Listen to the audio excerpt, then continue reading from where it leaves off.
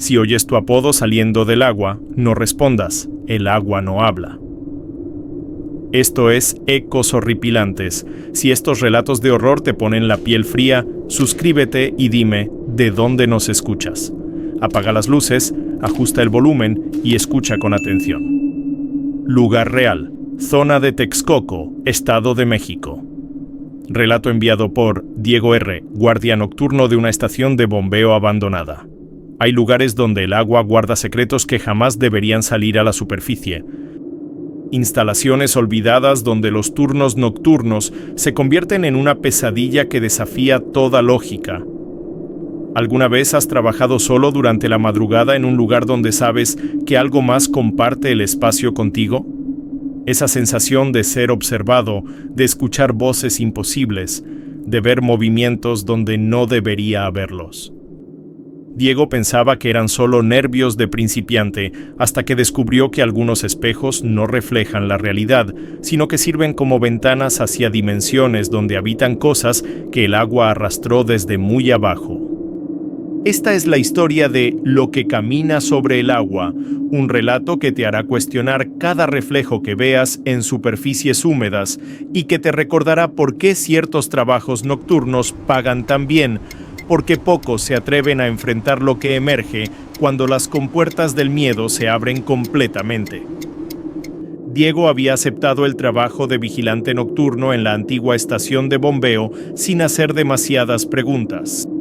El salario era bueno para un turno que, según le dijeron, consistía básicamente en caminar por los pasillos cada hora y revisar que las compuertas estuvieran cerradas. La estación llevaba años sin operar completamente, pero mantenían a alguien por seguridad, por si acaso. Lo que no le habían mencionado durante la entrevista era la extraña regla sobre el espejo del cuarto de control principal. El primer día, su supervisor, un hombre mayor llamado Esteban, lo llevó por todo el recorrido. Cuando llegaron al cuarto de control, Diego notó inmediatamente el gran espejo de la pared posterior cubierto completamente con una manta gruesa y oscura. Las esquinas estaban clavadas con tachuelas oxidadas, como si alguien hubiera querido asegurarse de que jamás se moviera. Esteban siguió su mirada y su expresión se endureció. «Esa cosa permanece tapada siempre», le dijo con una seriedad que no había mostrado hasta ese momento. «Si durante tu turno escuchas que se activa la grúa del canal exterior, bajo ninguna circunstancia destapes ese espejo», continuó Esteban, señalando la manta con un dedo tembloroso. «Han pasado cosas que es mejor no repetir». Diego quiso preguntar qué tipo de cosas, pero algo en los ojos de su supervisor le advirtió que era mejor no indagar. La grúa llevaba años sin funcionar, según los registros, así que la advertencia le pareció extraña. Sin embargo, había algo en el ambiente de ese cuarto que le erizaba la piel, como si el aire mismo estuviera cargado de una tensión invisible. Durante la segunda semana, Esteban regresó para una inspección de rutina y encontró a Diego revisando los medidores cerca del canal principal.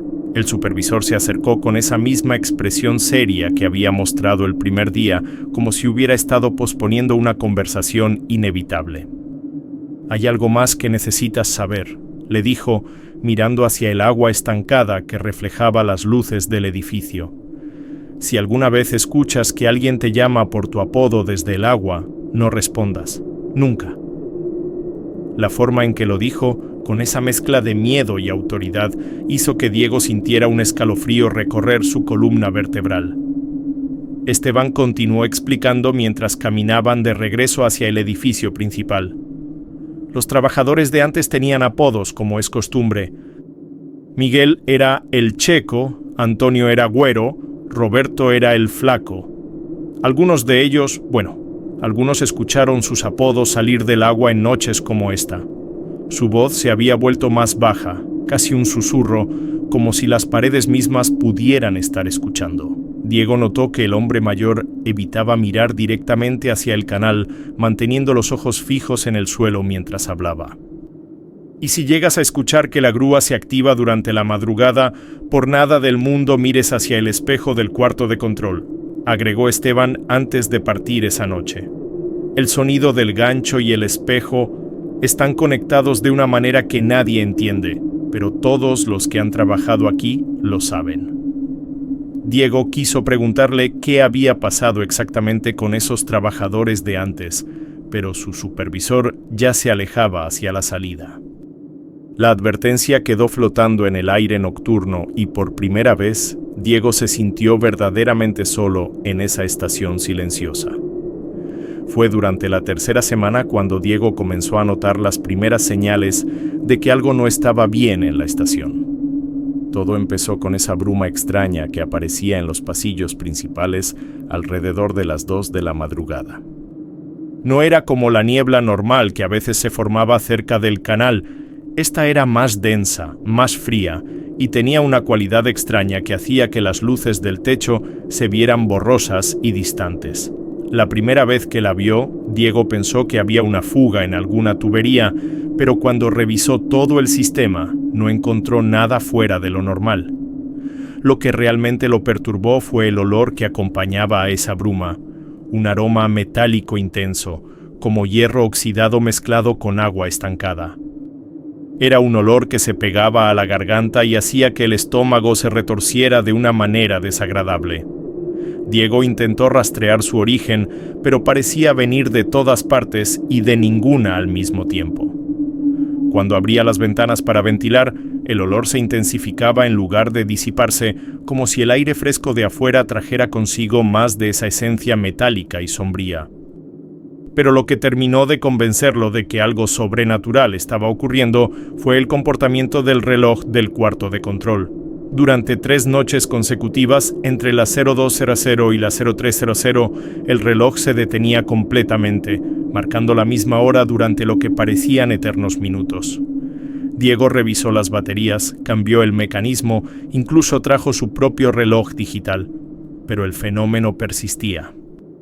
Era como si el tiempo mismo se distorsionara en esas horas específicas y durante esos momentos de quietud temporal, la bruma se hacía más espesa y el olor a hierro se volvía casi insoportable.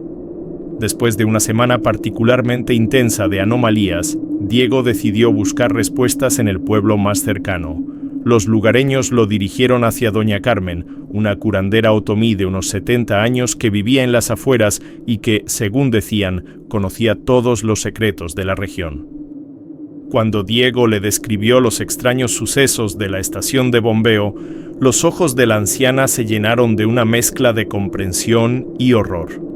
«Ay, mijo», le dijo mientras preparaba un té de hierbas. «Esa estación tiene una historia muy oscura que pocos se atreven a contar». Doña Carmen le explicó que años atrás, durante la construcción de las instalaciones, hubo una noche en que los trabajadores decidieron continuar laborando sin pedir la bendición adecuada para el lugar. «El agua de esa zona siempre ha sido sagrada para nuestros ancestros», le dijo, moviendo las manos de manera ritual mientras hablaba. «Pero ellos no respetaron los protocolos, no pidieron permiso a los espíritus del agua. Esa noche instalaron el espejo del cuarto de control y desde entonces ese cristal dejó de ser simplemente un espejo». Sus palabras cargaban un peso ancestral que hizo que Diego sintiera un escalofrío de reconocimiento. «Ahora ese espejo es como una superficie de agua estancada», continuó la curandera, mirando fijamente a los ojos de Diego. «Lo de afuera puede cruzar por ahí, ¿me entiendes? Los espíritus del agua que fueron ofendidos esa noche encontraron una puerta, y esa puerta es ese maldito espejo». La anciana se levantó y comenzó a buscar entre sus hierbas y amuletos. «Por eso lo mantienen tapado, porque saben que si alguien mira a través de él durante las horas incorrectas, puede ver cosas que no debería ver, o peor aún, esas cosas pueden verlo a él».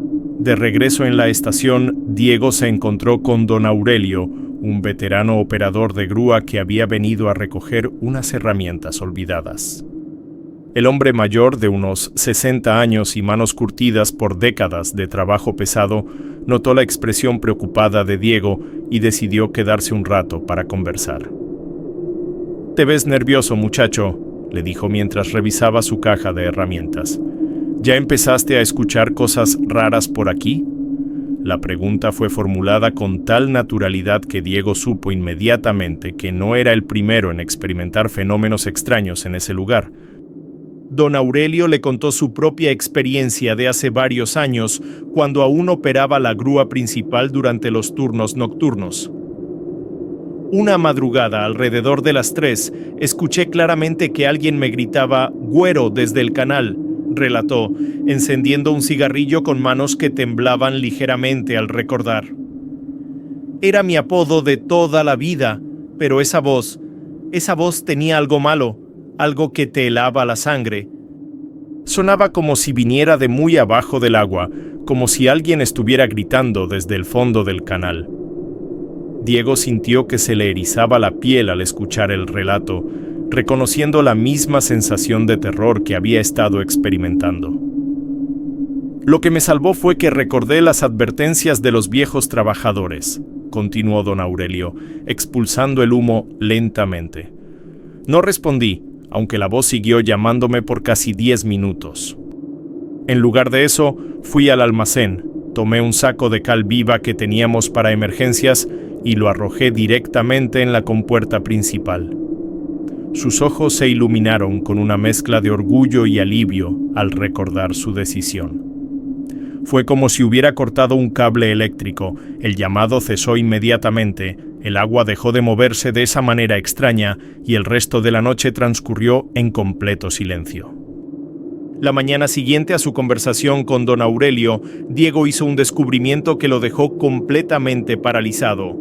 Durante su recorrido rutinario antes del cambio de turno, notó algo extraño en el cuarto de control. La manta que cubría el espejo tenía marcas húmedas que definitivamente no habían estado ahí la noche anterior.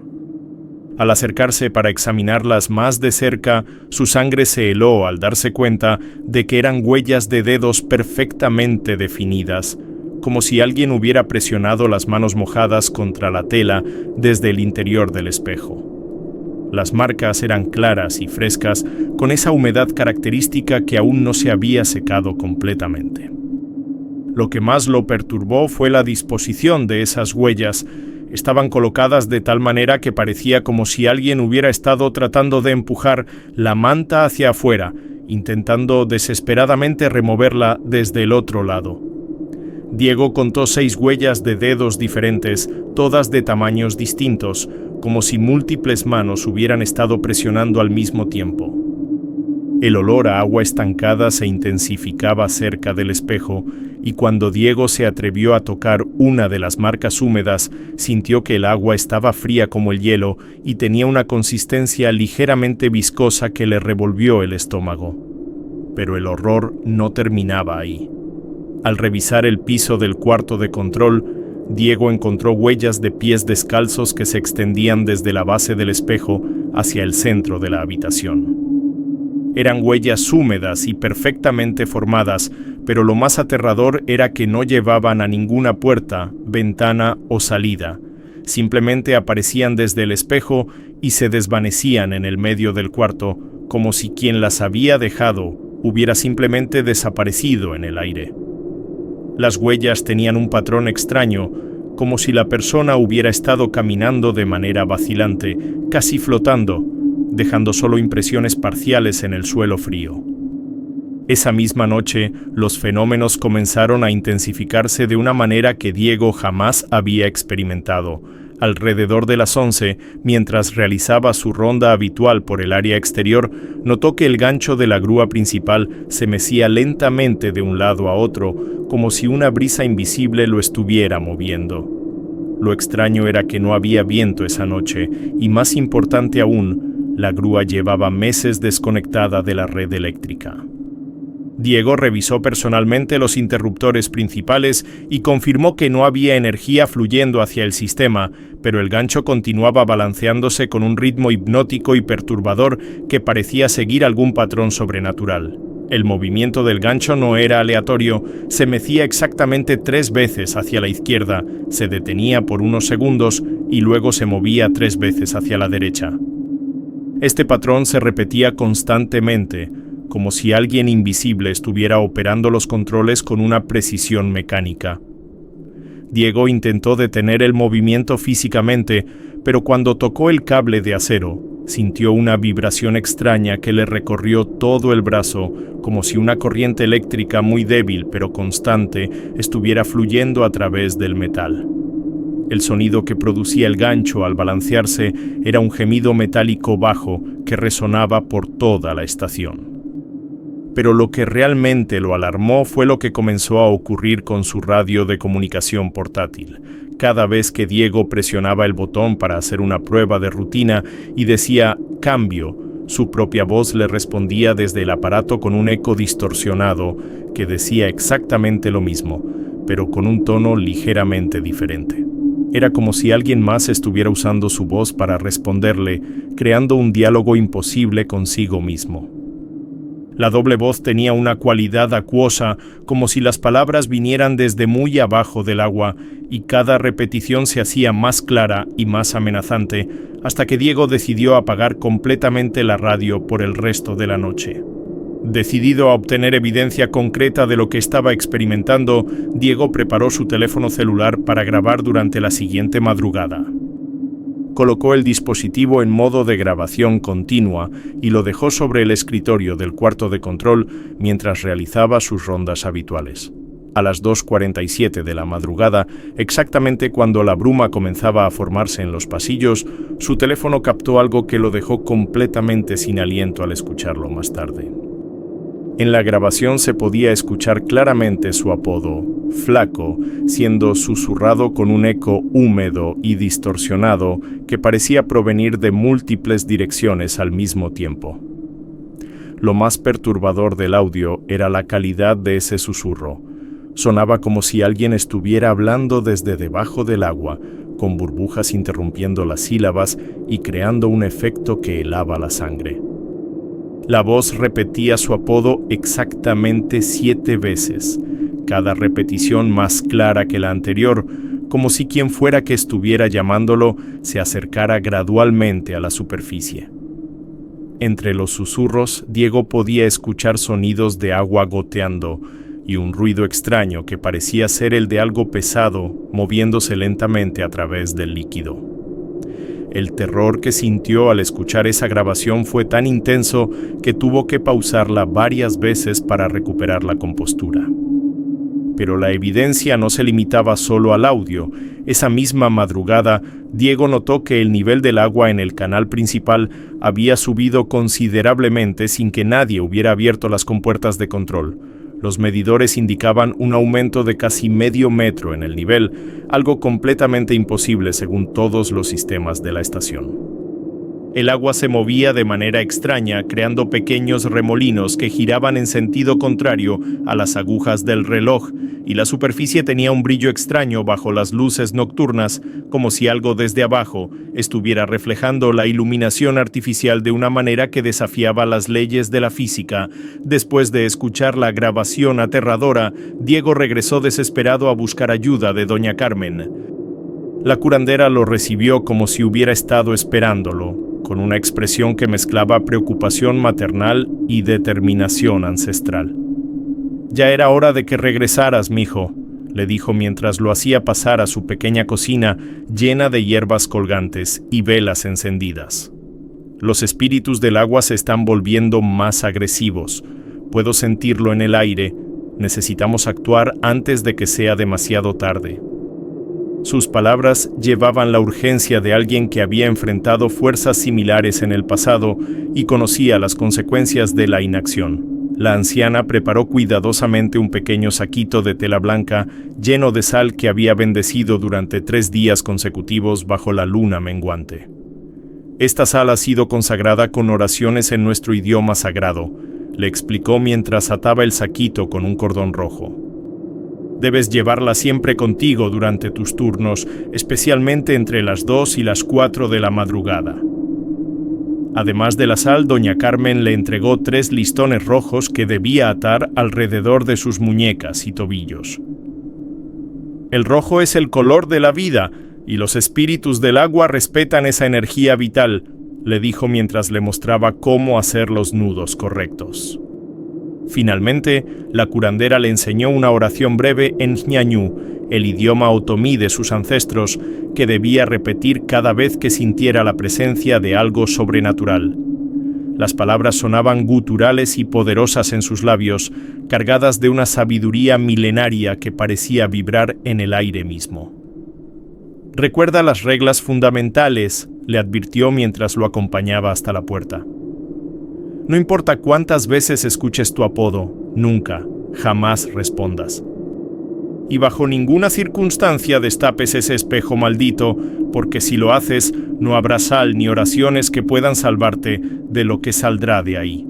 La noche del enfrentamiento final llegó exactamente una semana después de su visita a doña Carmen. A las 2:33 de la madrugada, Diego estaba revisando los medidores cuando escuchó un sonido que jamás olvidaría. El espejo del cuarto de control había comenzado a latir como si fuera el corazón de alguna criatura gigantesca.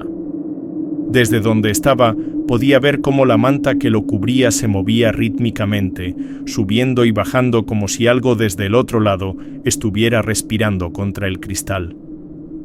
El sonido era húmedo y orgánico, como si el espejo hubiera dejado de ser una superficie sólida para convertirse en la membrana de algo vivo y palpitante. Cuando Diego se acercó al cuarto de control, notó que del borde inferior de la manta comenzaban a caer gotas de agua que formaban un charco cada vez más grande en el suelo. El líquido tenía un color ligeramente verdoso y despedía ese olor metálico que ya conocía también, pero intensificado hasta volverse casi insoportable. En ese momento, el gancho de la grúa exterior comenzó a golpear contra la estructura metálica con una fuerza tremenda. Un golpe, 2 golpes, 3 golpes, seguidos de un silencio absoluto que duraba exactamente 10 segundos antes de repetir el patrón. El sonido resonaba por toda la estación como campanas funerarias, anunciando algo terrible. A pesar de todas las advertencias, Diego no pudo resistir la tentación de mirar hacia el espejo cubierto, y lo que vio de reojo lo llenó de un terror que jamás había experimentado.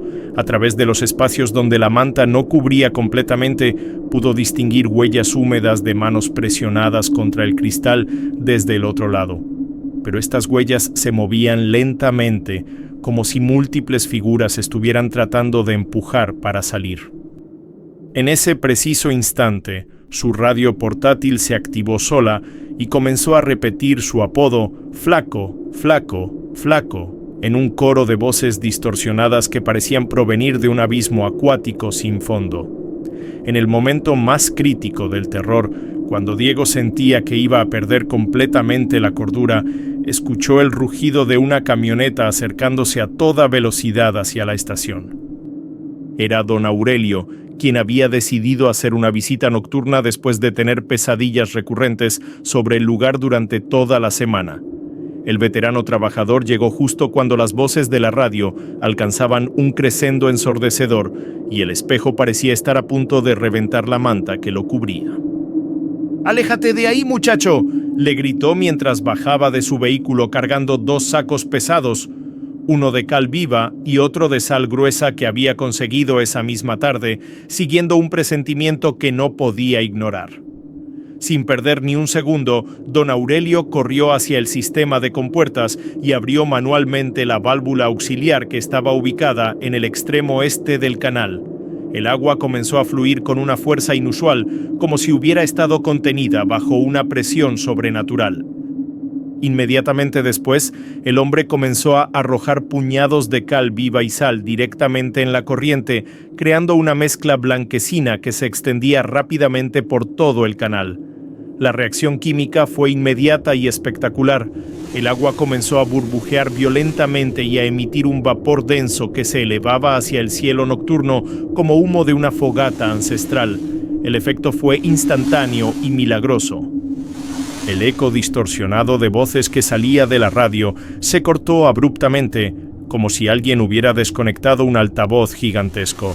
El gancho de la grúa se detuvo en seco, sin completar el tercer golpe de su patrón ominoso, y simplemente colgó inmóvil en el aire frío de la madrugada. El latido del espejo cesó por completo, y la manta dejó de moverse, volviendo a su estado normal de tela inerte colgando de la pared. Don Aurelio se acercó a Diego, quien estaba temblando incontrolablemente, y le puso una mano firme en el hombro. «Tranquilo, muchacho», le dijo con una sonrisa cansada, «ya pasó todo».